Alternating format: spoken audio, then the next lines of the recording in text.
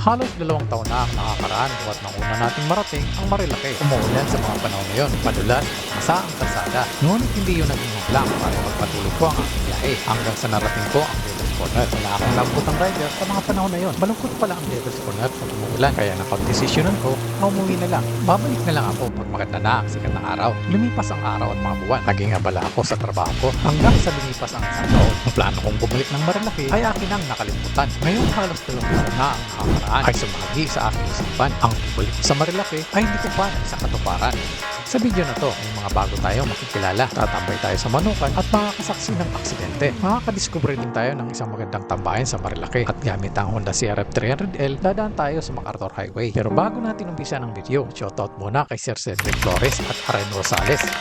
At sa lahat na rin ng player ng Tantra, ang kapalaran ng Tantra ay nasa inyong mga kamay.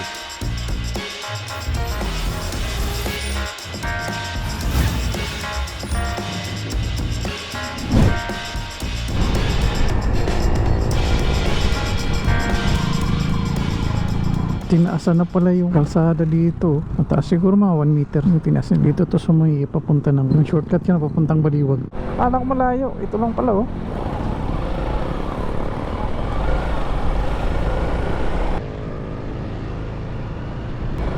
Ito pagtawid natin dito sa Arcon na to, Bulacan na to, Kalumbit Bulacan yung sa kabila. Ito palit.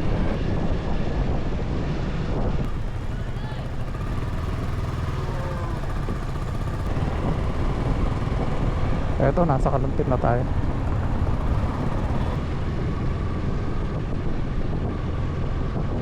Halos 2 oras yung biyahe natin. Papunta pa lang dito sa monumento. Ano kayang nasa tuktok nun? Ferry ba yun? May hawak na 1 day, no? Maluwag ang tali ng traffic sa may EDSA.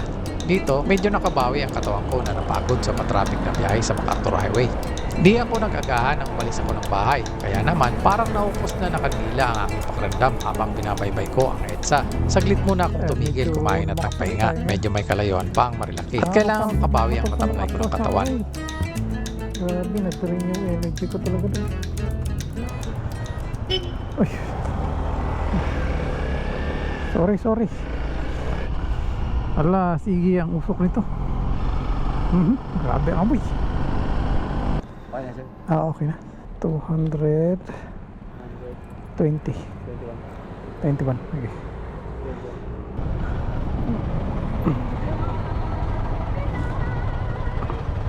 (10:02) Nandito na tayo sa Cubao.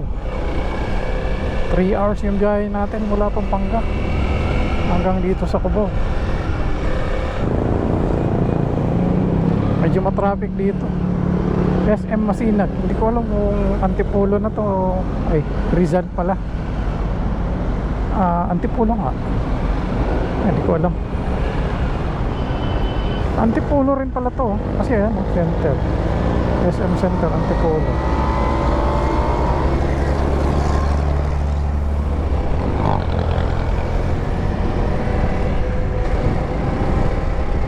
Parang dito ako dumaan dati oh. Mas ano doon, mas maluwag yung traffic doon. Tapos may nagtitinda dito ng itlog. Dito banda yun. May tumatawid na babae dito. Umabot ng 3 million views. Saan ba yun? Oh, dito nga. Doon banda, may tumatawid na babae doon. Tanghali na nang marating ko ang magagandang kurbada si Marilake. Kunti rin ang mga bumabiyahe na rider sa umaga na yon. Kaya naman nag-enjoy ako sa aking biyahe.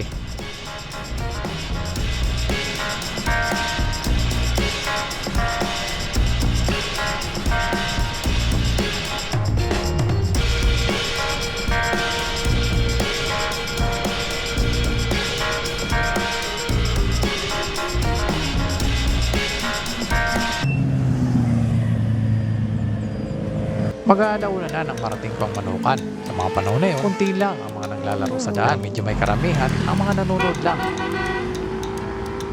Ilang saglit lang ay minarinig akong malakas na kalampag ng motor. Agad ko naman itong nilingon at nasaksiyan ko ang dumadaos-dos na motor sa asfalto. At kasunod nito, ang rider na tila ba nagpapaanod sa ilog. Yun nga lang, ay salip na tubig ay sa asfalto siya nakahiga habang dumadaos-dos ang kanyang katawan sa magaspang na asfalto.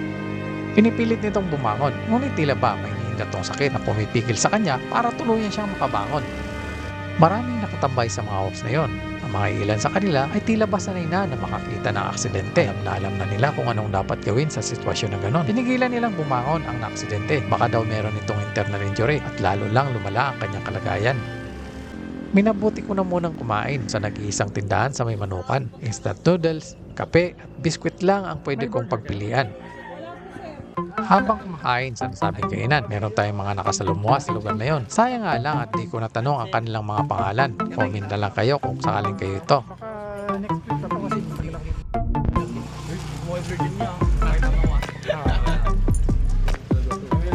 Kain ng soft drinks, Ben. Ano kay biscuit niyo? Uy, di ba apat yan, Ben? Ay, wala lang soft Mention nyo drink. daw yan, Gabriel Tubig na lang. Tapos na akong kumain, pero ang naaksidente, nakahiga pa rin sa asfalto habang ang ilang nakatambay ay matyagang binabantayan siya para di siya masagasaan ng mga dumaraan na sasakyan.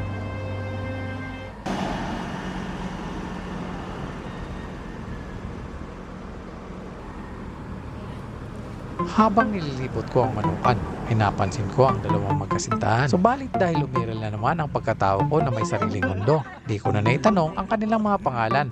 Ngayon pa man, shoutout sa inyo, sir at madam. Lalabas ko pa sa channel ko.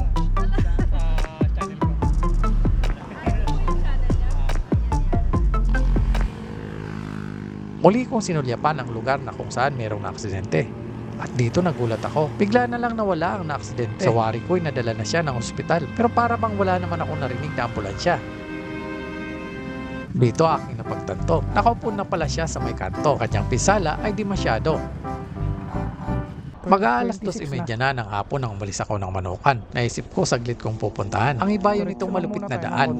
Tingnan natin kung ano pa meron dito. Tapos uwi na rin tayo.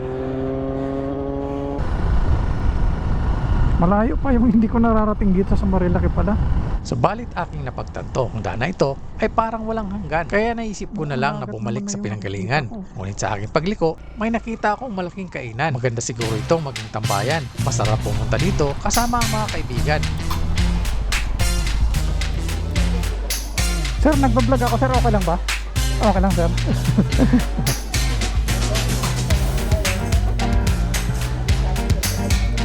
Sige, sir. Ano pa ba? Clubhouse. Aming cheese. Tuna sandwich. Tuna sandwich lang. Tuna sandwich. Oo. Tapos, ano lang? Nang? May mga iced coffee po, may coolers po. Ay, yung malamig lang. Melon lang siguro. Hi! Ayan po, shoutout po dito sa lahat ng mga customers na parating, yung mga followers ni Sir Flicker. Sobrang panalo. Thank you from Pampanga pa si Sir. Ang galing. Thank you. Balik-balik po kayo dito. Kita tayo dito sa Isaos Marilaki po. Ito po, kakatayo lang. Magto 2 years pa lang po. Nag-umpisa yan dito sa harap po, sa mismong main road. Then, nilipat po ni na boss dito. Gusto mo shop, started noong December. So, nandito pa siya. Ngayon, nilipat na rin namin dito. Pero, one compound pa. Ang mga customers namin, more on mga writers, family. Yan, mga vloggers din po. May mga nagpupunta dito.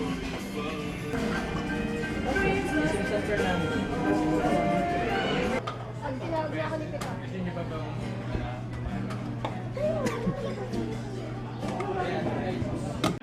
Isaw House ang pangalan ng kainan ng aking napuntahan. Magandang view dito. Sariwa at masarap ang simoy ng hangin.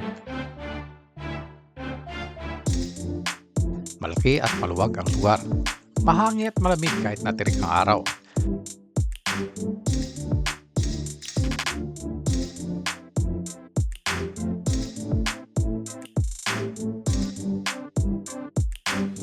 Tahimik at nakaka-relax sa lugar na ito.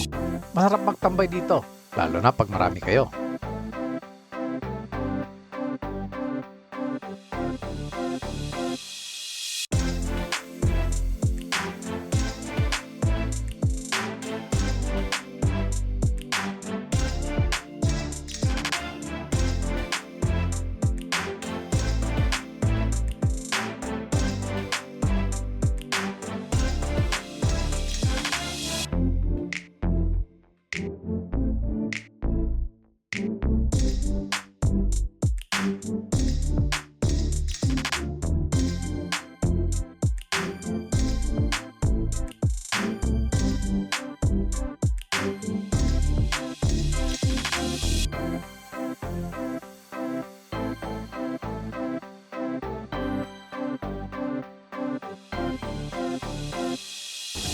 Di ko na malaya na lumilipas na palang oras sa sobrang pag-enjoy ko sa nasabing lugar.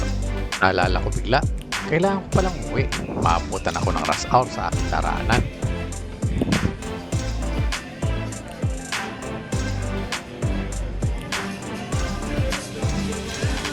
Sir, thank you sir. Sir. Malaki yung parking. Sarap meron pa.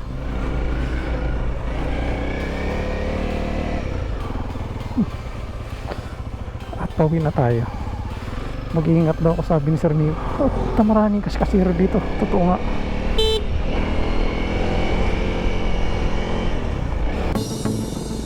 Gabi na nung makarating ako ng Pampanga. Halos 8 oras ang ating naging biyahe dahil sa traffic sa daan. Kaya, 200 kilometro balikan ang layo ng ating natakbo. Mahigit 500 gasolina ang ating naikarga. Wala tayong naging aberya sa daan dahil sa tatag ng ating motor pagdating sa malayong biyahe.